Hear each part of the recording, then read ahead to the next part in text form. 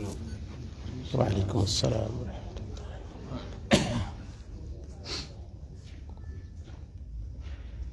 الحمد للہ والصلاة والسلام علی رسول اللہ وعلی آلہ وصحبہ ومن والہ۔ محترم بھائیو، السلام علیکم ورحمۃ اللہ وبرکاتہ۔ زکوٰۃ کے احکام اور مسائل ہم سیکھ رہے ہیں، اور آج اس سلسلے کا آخری ایپیسوڈ ہوگا۔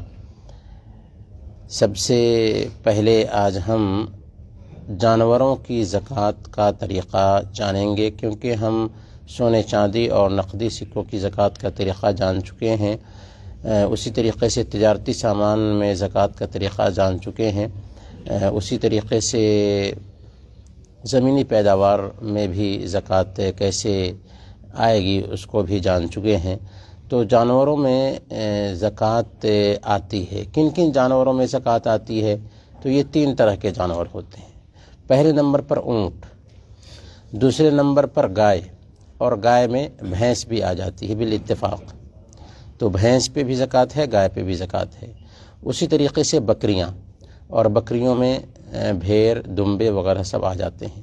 گویا کہ یہ 3 قسم کے جانور ہیں جن میں صرف زکوٰۃ آئے گی۔ اس کے علاوہ جو بھی جانور ہیں، چاہے ہزاروں کی تعداد میں ہی کسی نے کیوں نہ پالا ہو، ان میں زکوٰۃ نہیں ہے۔ ہاں، اگر اس جانور کی وہ تجارت کرتا ہے تو تجارتی سامان وہ ہو جائے گا اور اس میں زکوٰۃ آئے گی۔ البتہ ان جانوروں میں زکوٰۃ کے واجب ہونے کے لیے 4 شرطیں ہیں۔ ان شرطوں کا پایا جانا ضروری ہے، تبھی جانوروں میں زکوٰۃ واجب ہوگی۔ پہلی شرط یہ ہے کہ وہ مقررہ نصاب کو پہنچ جائیں، یعنی سارے جانور پر زکوٰۃ نہیں ہے، بلکہ اگر جانور نصاب کو پہنچ جاتے ہیں تب زکوٰۃ آئے گی۔ اور نصاب کیا ہے، اس حوالے سے موٹی موٹی باتیں یاد رکھیں کہ اونٹ اگر کسی کے پاس 5 سے کم ہے تو اس پہ زکوٰۃ نہیں۔ گائے اور بھینس اگر کسی کے پاس 30 سے کم ہے تو اس پہ زکوٰۃ نہیں، اور بکریاں اگر 40 سے کم ہیں تو اس پہ زکوٰۃ نہیں۔ گویا کہ اونٹ 5 سے کم تو زکوٰۃ نہیں، گائے اور بھینس 30 سے کم ہے تو زکوٰۃ نہیں، اور بکریاں 40 سے کم ہیں تو زکوٰۃ نہیں۔ اس سے اوپر ہی کی زکوٰۃ ہے، اور جس کی تفصیل فقہی کتابوں میں دیکھی جا سکتی ہے، جس کی ضرورت ابھی ہمیں نہیں ہے۔ اسی طریقے سے ملکیت پر بھی سال گزر جائے، یعنی سال بھر یہ جانور ہمارے پاس رہیں، اس کے بعد ہی زکوٰۃ دی جائے گی۔ گویا کہ 1 سال گزرنے کے بعد زکوٰۃ دی جائے گی، ان کی ملکیت پر سال گزر جائے۔ تیسرے نمبر پر سال کا اکثر حصہ وہ چرائی پر گزر بسر کرتے ہوں، یعنی اگر جانور کو چارہ خرید کر دینا پڑتا ہے، اگر جانور کو اپنی محنت سے کھلانا پڑتا ہے، اناج کھلانا پڑتا ہے، چاول کھلانا پڑتا ہے، یا گھاس خرید کر کے کھلانا پڑتا ہے، تو اس جانور کی بھی زکوٰۃ نہیں ہے، اگرچہ ہزاروں کی تعداد میں ہو۔ اسی طریقے سے جانور کو کھیتی باڑی کے لیے یا بوجھ ڈھونے کے لیے نہ رکھا گیا ہو، بلکہ دودھ کے لیے رکھا گیا ہو، تو اگر جانور ایسا ہے جس کو کھیتی کے لیے رکھا ہے ہم نے، یا بوجھ ڈھونے کے لیے رکھا ہے، تو ہو سکتا ہے کہ یہ تجارتی سامان میں آ جائے، اور تجارتی سامان میں شامل ہونے کی وجہ سے اس کی قیمت کا لحاظ کر کے زکوٰۃ دیں۔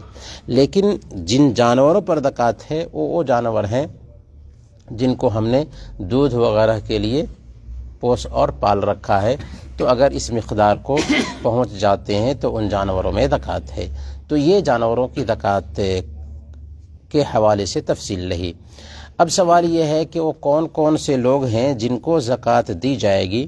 تو اللہ تعالیٰ نے سورہ توبہ آیت نمبر 60 میں مستحقین زکوٰۃ کا تذکرہ کیا ہے۔ اللہ تعالیٰ فرماتا ہے انما الصدقات للفقراء والمساکین والعاملین انما الصدقات للفقراء والمساکین والعاملین علیہا والمؤلفۃ قلوبهم وفی الرقاب والغارمین وفی سبیل اللہ وابن السبیل فریضۃ من اللہ واللہ علیم حکیم، کہ صدقات جو ہے نا یا زکوٰۃ یہ فقیروں کے لیے ہیں، مسکینوں کے لیے ہیں، اور زکوٰۃ کی وصولی پر جو مامور ہیں ان کے لیے ہیں، اور تالیف قلب کے لیے ہے، اور گردن آزاد کرنے کے لیے ہے، قرض داروں کے قرض کی ادائیگی کے لیے ہے، اللہ کے راستے میں ہے، اور مسافر کے لیے یہ اللہ کی طرف سے فرض کیا گیا ہے، اور اللہ تعالیٰ جاننے والا ہے، حکمت والا ہے۔ تو اگر ہم اس پہ غور کریں تو پتہ یہ چلتا ہے کہ چند لوگ ہیں جن کو زکوٰۃ دی جائے گی، اور وہ 8 طرح کے لوگ ٹھہرتے ہیں۔ سب سے پہلے نمبر پر فقیر، اور فقیر کسے کہتے ہیں؟ جس کے پاس کچھ بھی نہ ہو، یا ہو لیکن اس سے اس کا خرچ نہ چل سکتا ہو، بہت ہی کم ہو، اور مسکین بھی تقریباً ویسے ہی، لیکن فقیر سے اچھی حالت میں ہو۔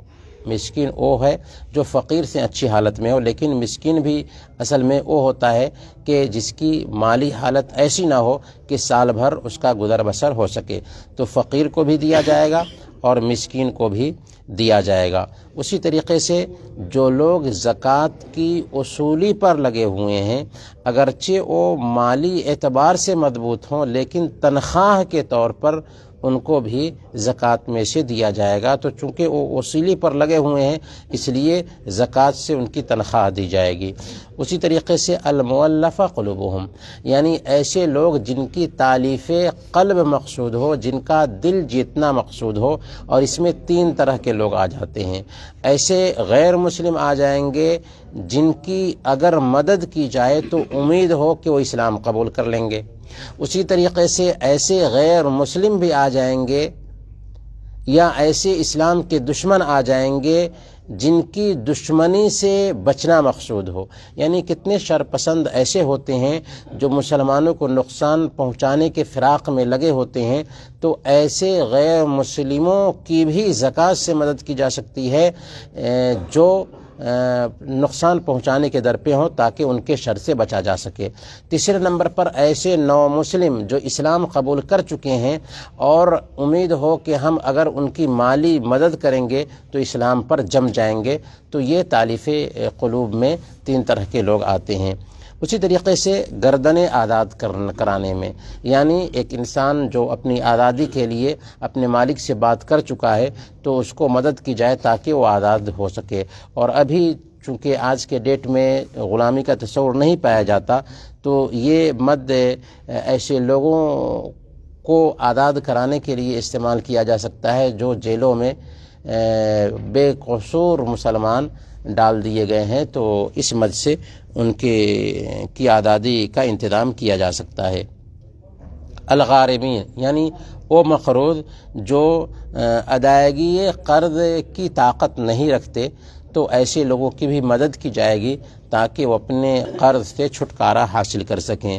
اسی طریقے سے فی سبیل اللہ، اللہ کے راستے میں، اللہ کے راستے سے مراد جہاد سب سے پہلے نمبر پر آتا ہے کہ جہاد میں زکوٰۃ کا مال خرچ کیا جائے گا۔ اسی طریقے سے علم سیکھنے کے لیے جو طلباء وقف کیے گئے ہیں اور وہ مسکین بھی ہیں تو ان پہ بھی خرچ کیا جائے گا۔ اسی طریقے سے اسلام کی طرف دعوت دینے والے جو لوگ ہیں ان کے پاس اور کوئی ذریعہ نہیں ہے تو زکوٰۃ کے مد سے ان کو تنخواہ دی جا سکتی ہے۔ اسی طریقے سے ہاسپٹل وغیرہ ہے، ان کی تعمیر میں بھی زکوٰۃ کے پیسے استعمال کیے جائیں گے۔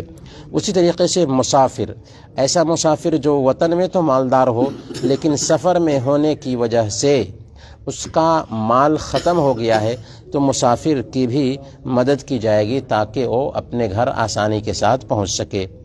یہاں پر چند مسائل ہیں جن کو جاننا ضروری ہے مستحقین زکوٰۃ کے حوالے سے۔ سب سے پہلے نمبر پر